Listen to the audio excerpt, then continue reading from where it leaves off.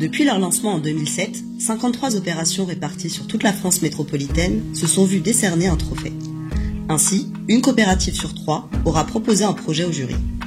À travers ces trophées est mis en avant une diversité architecturale adaptée au territoire, un sens de l'innovation sur les aspects techniques, mais aussi dans les pratiques du maître d'ouvrage, le tout au service du public et des territoires. Les trophées des opérations remarquables ont été initiés à une période de forte ambition énergétique pour le bâtiment. Les opérations primées les premières années démontrent la force d'innovation des coopératives en accompagnement de cette volonté publique. Développement des énergies renouvelables, de labels et de performances exemplaires rythment les premières éditions.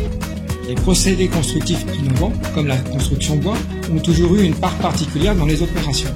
Ils permettent en effet de réaliser un projet de construction plus rapide. Ils nécessitent des finitions très précises et génèrent des performances thermiques supérieures. Certains projets, plutôt récents, visent quant à eux à remettre au goût du jour des techniques de construction anciennes, comme l'isolation par la paille ou le parement en torchis.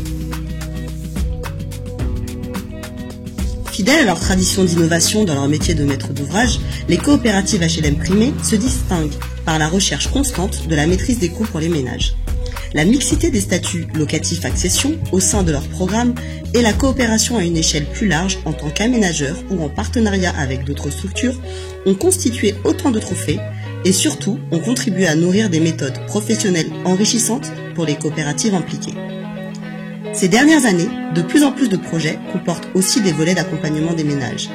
Il s'agit par exemple de limiter le coût pour les ménages avec des acquisitions foncières différées ou d'impliquer les habitants dans le procédé de construction. Cela passe par des dispositifs commerciaux sécurisants pour les ménages, par de l'habitat participatif ou encore par des logements qui s'adapteront dans le temps aux besoins de la famille. Cette diversité et cette attention portée aux besoins se traduisent également dans les relations entretenues par les coopératives avec les territoires. Au-delà d'une forme architecturale et urbaine qui s'adapte aux contraintes locales, la programmation des opérations prend en compte les attentes des élus et des habitants.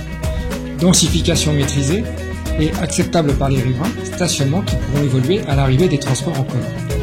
Partenaires des collectivités locales, les COP s'illustrent dès le début des opérations remarquables par leurs actions en faveur des quartiers défavorisés, où elles apportent une mixité sociale, et dans les centres-villes anciens ou les territoires ruraux pour participer à la revitalisation et à l'attractivité des communes. Autant de thèmes qui résonnent toujours avec acuité dans l'actualité.